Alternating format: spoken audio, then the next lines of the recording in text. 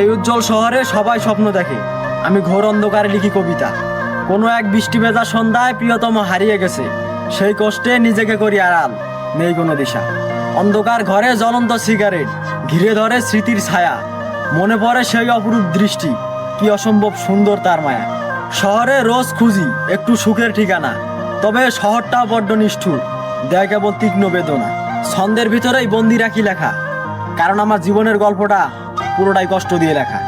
দুঃখরা আমার সঙ্গী, তারা খুঁজে কেবল রাতের নির্জনায়, এজন্যই আজ নিঃসঙ্গতাকে ভীষণভাবে ভালো লাগে। আজ প্রিয়তমের অভাব পূরণ করি শব্দের ছন্দে, নিঃশব্দে হারিয়ে যাই। সিগারেটের ধোঁয়ায় আঁকি তার মুখ, অন্ধকারে খুঁজে ফিরি হারানো সেই সুখ।